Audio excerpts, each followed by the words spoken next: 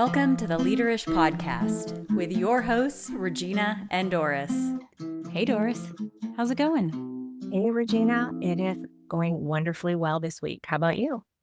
I'm doing great as well. Had a great week so far. Looking forward to all the other good things that are in store for us. But I need to tell you, I am crazy excited about our conversation that we're going to have today because I think that this might be one of the most important episodes we have ever created. It is such an important topic, and we're very excited to have a guest with us, Jeanne Fain. I met her at a networking event. I think I talked about networking last time, how important it is. And once again, I met another wonderful person in the name of Jeanne Fain, who is with us today and who is an expert on neurodivergence. And why don't we just take a minute and have you introduce yourself, Jeanne? First of all, thank you for having me here. I'm Jeanne Fain. I own Real Life GPA, and GPA stands for Goals, Plan, Action. I'm a former head of school, college counselor, and now own a coaching business because I have invested my life in coaching teens and young adults to help them achieve success. And that could be in whatever areas. It could be student and career, financial, health and well-being, relationships, or just basic life skills. And the group that I serve mostly are those with autism, ADHD, and anxiety. When you and I met, Jeanne, I remember thinking that this could apply to any age bracket. So I know that you work mostly with teens and young adults, but really anyone in any age group could benefit from the training that you have and the expertise that you have. Absolutely. The mission is personal for me. I have a daughter who has autism and a low cognitive ability, and she is successfully living on her own at the age of 25. She lives in a condo with a roommate with disabilities. And for years, people thought she would never be able to live on her own. She doesn't drive, but she is independent. And it is my mission to show everyone that you have it in you with the right supports, with the right habits and skills and coaching, you can reach a capacity that is well beyond what anybody believed. Gosh, I love that. And thank you for sharing the personal passion that you have and your connectedness to this mission, because it is a passion and a mission. I too have family members that are considered neurodivergent and friends as well. I have worked with some of the most amazing neurodivergent humans ever. And I have actually had the privilege of coaching a few. Probably not as well as you do, and I do consider it a gift and a privilege. The reason that I think I'm so passionate about this, and you speak about autism, 1 in 42 boys in the United States and 1 in 189 girls have an incidence of autism, Correct. which means that 1 in 5 adults in the United States is neurodivergent. That's 20%. 1 in 5. We Yes. all know someone who is neurodivergent. Yes. Globally, 15 to 20% of the population, so very similar to the United States, exhibit some form of neurodivergence. And I think quite often we forget that there is neurodiversity within our brains. What happens is that 80% of neurodivergent people are either underemployed or unemployed. And that scares the crud out of me. Mhm. The good news is that there are organizations out there like the Perfectionists who work with neurodivergent potential employees. They help train them. They work on their skills, and you do the same thing to prepare them for life within a working organization. And organizations like SAP, Hewlett Packard, Microsoft, Willis Towers Watson, Ford, Ernst and Young, these organizations are actively seeking out neurodivergent talent. And I think today we need to dig into what is neurodivergent and why are organizations looking for that kind of talent, what's in it for them, and then how do we support neurodivergent talent within the workplace. So how does that sound for you, Jeanne? That's absolutely fantastic. I could talk about this stuff all day, so let's get into it. Oh my gosh, there's so much to get into. Why don't we start with defining neurodivergent a little bit deeper? You started with autism, but let's define that a little bit more. And add another part two to that Yeah. question, the difference between neurodivergent and neurodiversity. Ooh, Okay. yes. Let me start with neurodiversity because we are all different human beings. No one person is alike. Even twins have differences, and each of us has a brain, and all brains operate differently. So that is just a solid statement that has been true for years, and that hopefully everybody recognizes that. Sometimes we think because it's our brain and we see things a certain way, everybody sees it that way. But hopefully we've come a long way in understanding that different thoughts build an amazing team, different processes, different experiences, and how you see things and learn things. So neurodiversity is differences in the brains. Neurodivergent means it's not typical and it's associated with a diagnosis of some sort like autism, dyslexia, Tourette's, OCD, sensory processing disorder. There's a whole slew of terms that are associated with neurodivergence. You take just the autism part, that's a whole spectrum. And a lot of individuals who are not neurodivergent, they're neurotypical, even though their brains operate differently from their coworkers' brains. For somebody who's neurodivergent, they may be less understood, less accepted, less tolerated because there's a standard or typical way with social norms, with interactions, with day-to-day living that they could not be appreciated potentially for their gifts at the level that maybe somebody who is neurotypical. Okay, so if I put a fine tip on this, 80% on average of the population is considered neurotypical. Their brains work in a similar way, not exactly the same because no two brains work the same, but they are similar. These are the folks that manage school well, manage social situations well, manage the work environment and the politics through work well. Then there is the 20% of our population who is neurodivergent, meaning some of those things that neurotypical folks do very well and almost easily, they might struggle with or maybe not even recognize. Their brain works a little bit different than a neurotypical. Absolutely. And if you've ever heard of Temple Grandin, she is one of the most well-known speakers on autism, and she was able to communicate and identify what those differences are so that people who are neurotypical could understand what her neurodivergent brain, how it processed what she saw. She saw things in pictures and things that were uncomfortable for her, whether it be sensory related. So she did a great job of explaining that. And so I always turn to her when I think about to understand neurodivergency, you have to dig deeper and you almost have to understand the people that are around you that are neurodivergent to understand how they're working, whether their brains are working, and be tolerant or coach them as needed.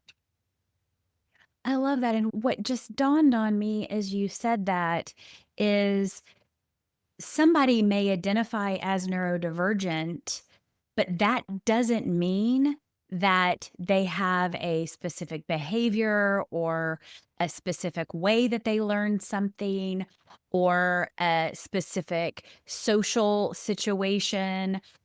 Neurodivergent comes in a million different forms. It is not a check the box. Absolutely. So Absolutely. within that 20% of the population, every single person is neurodivergent in a different way. Exactly. And as you mentioned, Regina, at the top of the broadcast, that we all know someone who is neurodivergent. We know someone who struggles socially, or someone who struggles to get a job, or someone who struggles in all the ways that we just talked about. We all know someone, and we're all learning how to adapt and work with those individuals. And I think one of the main goals of today's podcast is helping the leaders who are listening to this podcast to learn from us who have had some of those experiences, and then use what we learned, whether it's from Jeanne or from other books. And we can put in the show notes some of the books that we have all read, or some of us have read, on neurodivergence, and how it can help them to better work with those folks in the working world that are very capable, but maybe have those social awkwardness, maybe have challenges working with others in the workplace. Right. Let's talk about challenges then. Jeanne, what are some of the challenges that you see that folks who identify as neurodivergent face within the workplace? So it really runs the gamut. So let me just touch on, I could have clients who have not been diagnosed with autism, but they're showing a lot of those characteristics. So they don't understand, or their family doesn't understand, why is there that block in forming relationships or responsiveness or facial expression? Why is it they can just shut down and be in video games or scrolling all the time, but that's hard for them to look up and have a conversation or have eye contact? So you could have something like that. You can have somebody who is autism with a learning disability, like my daughter. And she has an IQ of 58, but her adaptive skills are very strong. So she can learn. She just isn't learning abstract things like math and rules, and as far as they relate to academics. Or you can have autism without learning disability, very bright, but yet socially, and that can make it difficult in building relationships to get to the next levels, whether it's in school or in careers. It can create loneliness. Even though they're not good at creating relationships, there's still feelings there of loneliness. They would like to have relationships, but they lose roommates in college because they're seen as very different. And then you have the whole ADHD spectrum. I have students who are in clients that the parents don't understand it because their brains don't operate that way. So they think the child is lazy, irresponsible, belligerent, and disobedient. At times, it does present itself that way, but there's a block in the brain of how they organize, how they problem solve. Are they remembering things? They don't want to disappoint, so they start lying. And there's just all these things that just happen. And I think there's two types of learning here. There's the learning of the individual, but there's also the learning for the manager or the supervisor or potential manager, supervisor. You said three important words: time, energy, and process. When we're teaching our kids, so when we have young children in the home and we're teaching a baby how to walk, we take all the time we need, all the energy that is required in order to develop the process for that child to begin walking. This is true with learning anything, teaching the parent or the coach or the employer how creating the process so that person can overcome those challenges. Both of those are equally important. And I think that's probably some of what you do, Jeanne, in your coaching, that you work on both sides of the aisle. Absolutely. I've had to work with professors in classrooms to integrate. You might have a student who's blurting out inappropriately, and if they aren't trained or prepared, it can seem very disrespectful. But same thing with managers, coaches, co-workers. understanding that this is a process. They are growing and learning, and not necessarily calling them out in all of their medical history, but allowing people to dig a little deeper and understand that those around you, 20% of them are dealing with some form of neurodivergency. And maybe you could begin to recognize who they are. And it's popping up a lot more where if I ever meet somebody who has somebody in their family who is neurodivergent, they immediately get it and they love that person. And so they really get it quickly. But if you're a manager or somebody who's not been exposed to that, it's a shift. Even within our own family, I had to train up my family members that my daughter's not being difficult or trying to be difficult. She's struggling with this, but she melts down at a basketball game. It's not because she's being uh, a pain. She's does not like the sounds reverberating and it's sending her whole system upside down. And we need to recognize that's probably not the best place for her instead of forcing it. When you can figure out that balance, all of us need to be guided out of our comfort zone to achieve greatness. And that is the same exact thing with these individuals. By no means make exceptions, make it easy. It is be tolerant, be patient, help them grow, and help others see their gifts and how they can support the team. I want to relate this back to the corporate or office environment. I think about a lot of organizations do a quarterly town hall kickoff meeting where they bring everybody in and there's lights and loud music and applause or hoots and hollers. And I think about folks that could have sensory issues and how challenged they might be with that. I also think about folks who have a hard time focusing and planning and prioritizing, and we're asking them to sit in an open concept environment where people are talking next to you, and then we judge them for wearing headphones, but they're required to be in an office where there's 40 people right around them all talking and carrying on. And then we begin to judge as neurotypicals because we don't need the headphones. Or the employee who, in order to focus or refocus, reties their shoes 22 times a day. These are things that people have to do in order to be their best selves. And we tell people all the time in an organization, bring your full self to work. It's not okay to wear your headphones. It's not okay to not attend that loud hooting and hollering chanting meeting. It's not okay to pause and retie your shoes 22 times a day. It is not okay to ... But bring your whole self to work if you're neurotypical. And so it is this passion and intense desire within me to help all the neurotypical folks out there realize that, yes, there are people whose brains do not work like you.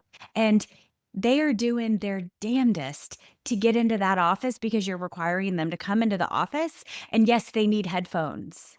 Or Absolutely. yes, they need to take a break. Or they don't want to take breaks at all. And they want to sit at their desk for 8 hours and they have extreme focus for 8 hours. There are lots of different folks. It is okay, as you said, to guide them out of their comfort zone. But forcing or requiring that teammate to take off their headphones, not tie their shoe, get up from their desk, attend the rah-rah meeting, Yes. that is not okay. Sing it, Regina. I'm That going is to sing it, girl. I'm like pounding on my desk. You're like my dream of what I want everybody to do for all those people out there who struggle fitting in or being part of what we call normal society. You said keyword.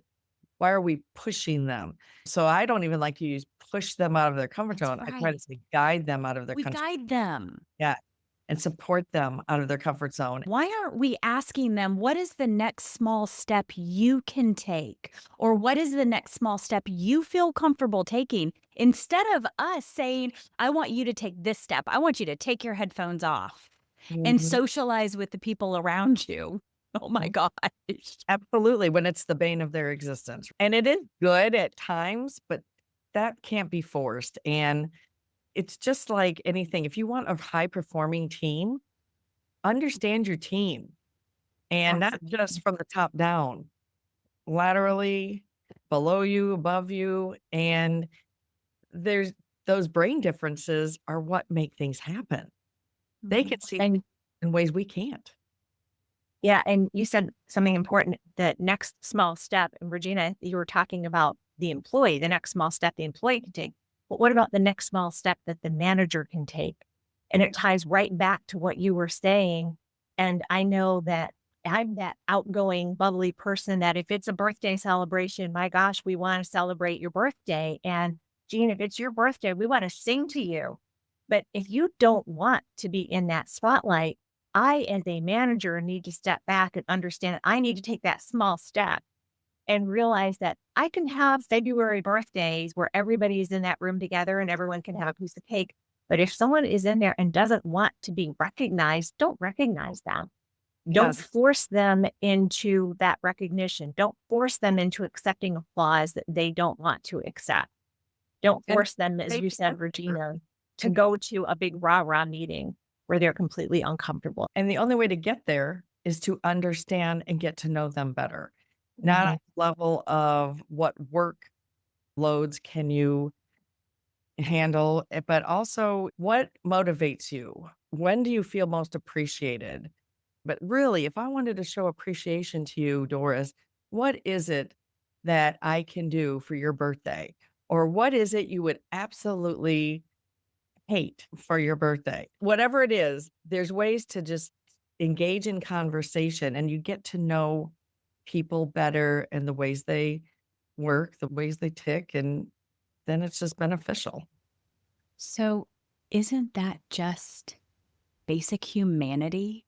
That is what is so interesting is that we forget how to be humans with other humans. And the things that we would recommend for a leader to do to assist and support a neurodivergent team member are actually the exact same things that we would recommend that a leader does to support their entire team.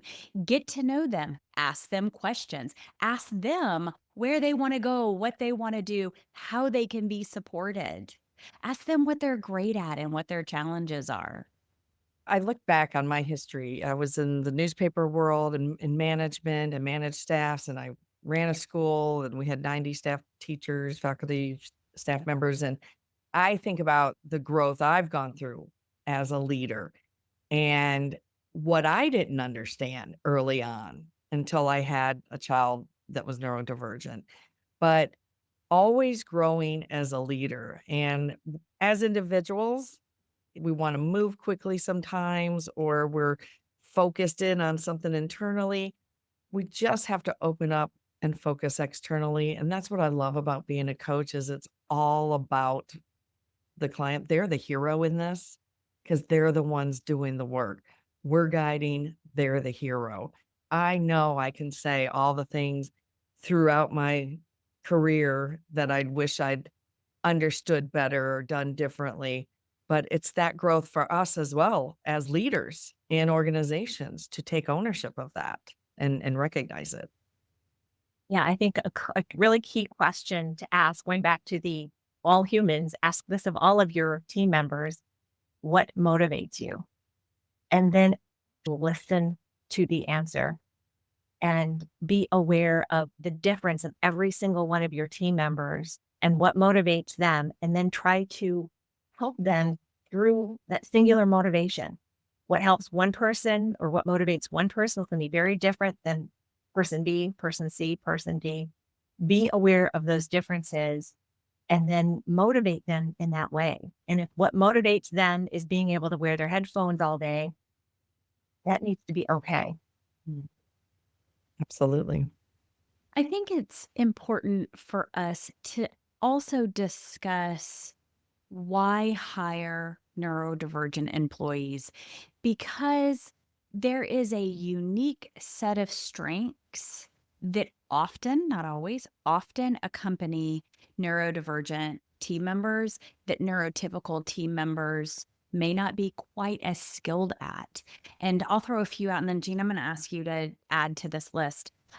I know that detailed and repetitive tasks are often something that neurodivergent employees love to do. Mhm. They enjoy repetitive tasks that are what some may consider mundane, they find fascinating and lovely. Oftentimes, when it comes to coding, because sometimes that is repetitive, but it's also crazy detail oriented. When we're looking at reporting and analytics, we find neurodivergent team members actually have a crazy gift in that Mhm. area. What are some of the other strengths that you see that neurodivergent team members may bring to an organization? If you take someone on the ADHD, they can be so creative, Mm. thinking outside what strict, stringent guidelines would be Yep. and challenge maybe processes. They could be very social and develop connections and relationships because they're maybe not great at the detail, and it can provide connections for a business that can go well beyond the scope of their work. I also find there's times with ADHD, individuals procrastinate, and then they can get more done in a certain amount of hours than somebody could have done in 3 weeks. And like it or not, they can turn it on. And when they focus, they are on fire. The challenge is getting the focus to be consistent.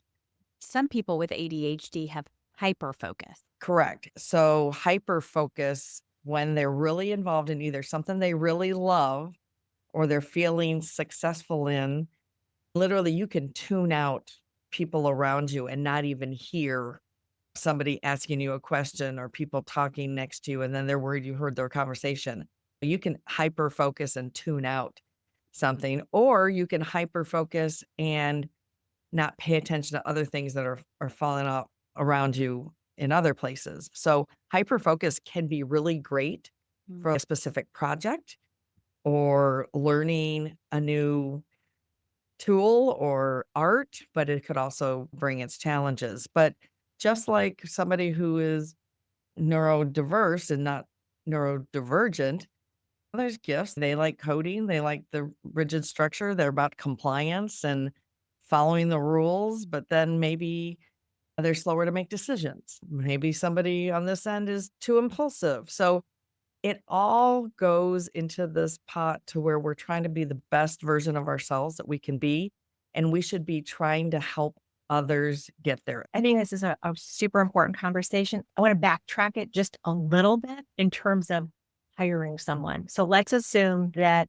you are the hiring manager, or let's say one of our listeners. We're talking to the hiring managers that are listening to this podcast right now. What are some things we can tell them if they, let's say they have a candidate in front of them that won't make eye contact? Maybe the resume looks really good. They have a degree. They perhaps have a high GPA, and they're now in front of this hiring manager and won't look them in the eye. They don't interview well. Mm. What can we share with the hiring managers to overcome some of these obstacles so they look more closely at the abilities of this person rather than their social awkwardness?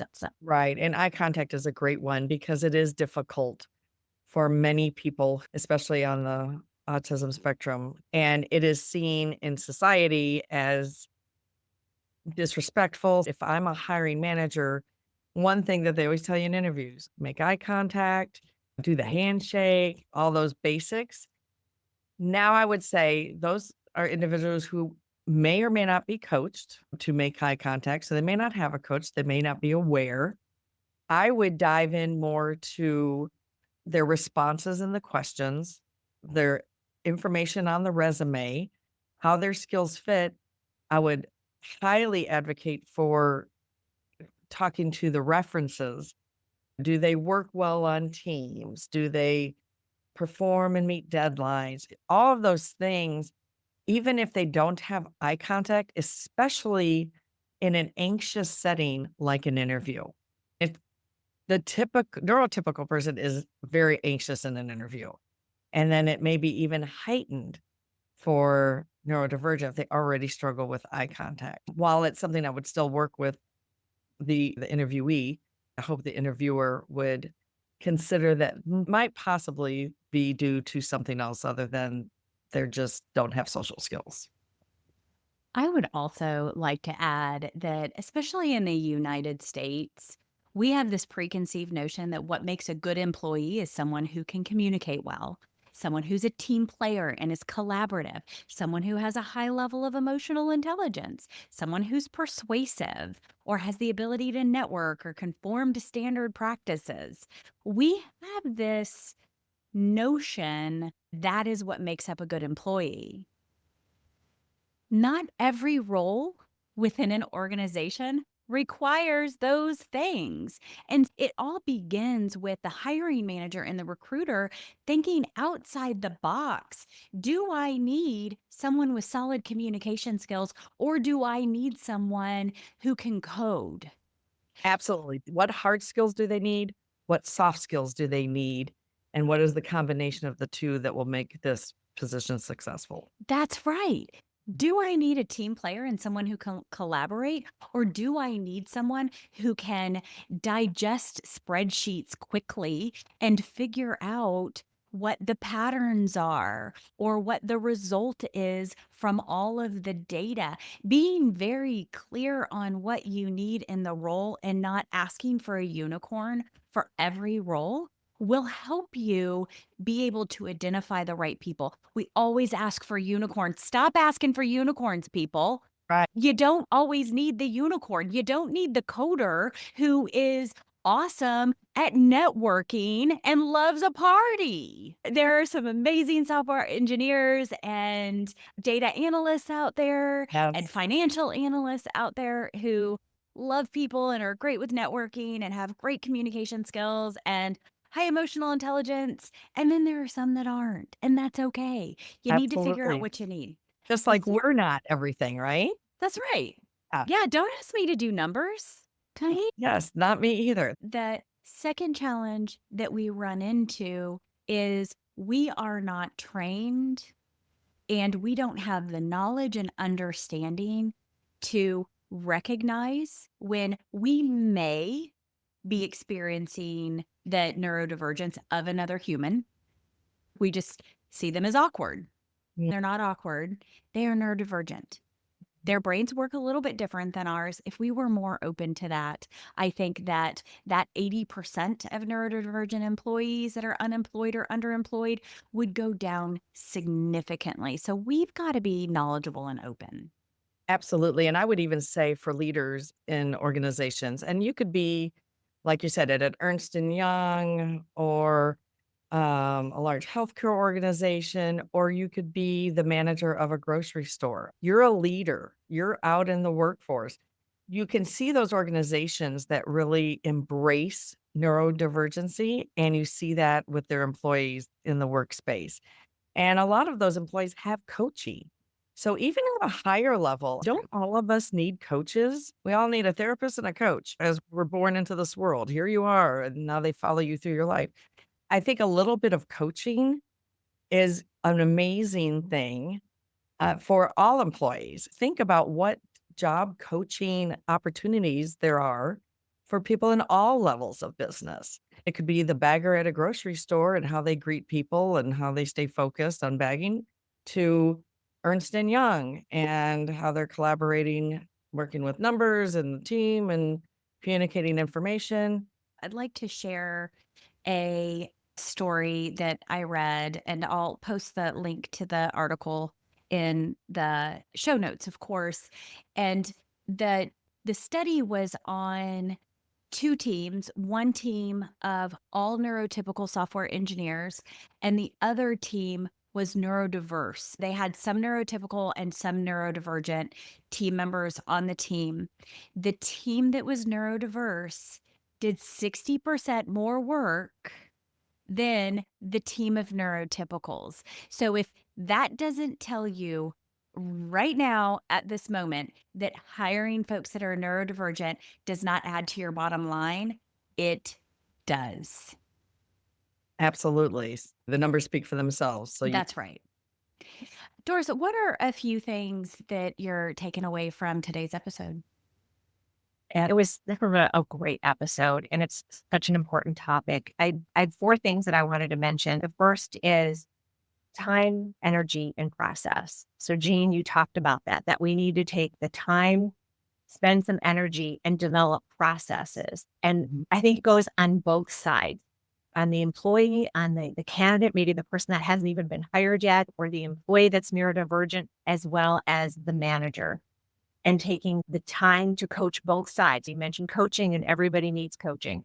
So definitely coach both sides. Coach the person who is neurodivergent on maybe how to come a little bit out of their shell. If they feel like they're in a shell, how do you overcome some of the obstacles? And maybe it is training them how to shake hands and how to make eye contact. I was working with a student at MTSU, shouldn't say working with, I met a student at MTSU, and they put all of their business students through a Dale Carnegie course. And I remember meeting this person, and he had trouble making eye contact with me. I could tell that the handshake was a little stiff. But when I got to know him a little bit better, it was the Dale Carnegie training that he had been through that made all the difference in the world. So that first meeting was slightly awkward. But once you got to know him and you realized that he had been through coaching and training that helped him overcome some of those neurodivergent challenges that he faced, it made all the difference in the world. I also think focusing on what's needed for the job is so important, and really understanding that as a manager or as a hiring manager, understanding what's needed for the job, focus on that, focus on what's on the resume and the responses. Ask questions. Don't try to trick them. Don't try to ask tricky questions that they're going to stumble over. Everyone is into these behavior-based questions. Those are probably not the right questions for someone who is neurodivergent. No. Ask questions that are relevant to the job, that things that are on the resume, and then the references. Like you said, they probably have had very successful jobs in the past. Focus on some of those references that can stand up, that can portray that person as perfectly capable of doing the job that you're asking him or her to do. And then what motivates you? Asking everyone what motivates you, and then focusing on that. And don't try to force someone into something you think is going to motivate them when it doesn't. Find out what motivates them individually and then work toward that to try to help grow them professionally in the organization. we live in a fast-paced life, society, and it takes time to get to know people. And it's like you said, once you got to know that individual a little bit more that maybe didn't have the best handshake or eye contact, you were able to understand so much that you could appreciate about them more, that left the others seemed not as important. Unfortunately, not a lot of people get past the first impressions, but taking the time to get to understand people more on a personal level, on a work level, it's amazing how that can help develop a team member and help them grow. I'll add just a short personal story. Trying to force people into social situation where they're not comfortable. My husband does not like social situations. I was at a party with him once. There was a social game that I thought was so fun, and I wanted him to play it. And he said no 3 times. Finally, the third time, he was very stern with me and said, I don't want to do this. And this is a man that at that time, I think I'd been married to him 20 years. And it still took 3 no's for me to understand this is not a social situation where he's comfortable. Stop trying to force him into that social situation. And I think we tend to do that sometimes as managers or hiring managers or peers. We want to force people into situations just because we're comfortable in that doesn't mean they're comfortable in that. Exactly. I think our husbands would get along great. All right. Well, Jeanne Fain with Real Life GPA. We cannot thank you enough for joining us for what I do believe is one of our most important episodes. So thank you so much. And guys, we want to talk to you. So all of our links can be found in the show notes. You can find Doris and I, but also Jean's information. We'll have some great articles, few books in there so that you can dig in more and you can follow us on this journey as we delve into all things leadership. We are on Facebook and Instagram if you want to join us there. And we're also on LinkedIn, so you can follow us through those means. And we'd love a review. If you would take a moment to leave us a 5-star review, leave us a comment, we would be forever grateful. And of course, if you're interested in being a guest, reach out to us. Let us know your topic. Let's chat about it, see if it's a good fit for the podcast, and we'll go from there. And again, Jeanne, thank you for today's extremely engaging and dynamic episode. And I'm just going to end us with a cheers. Cheers.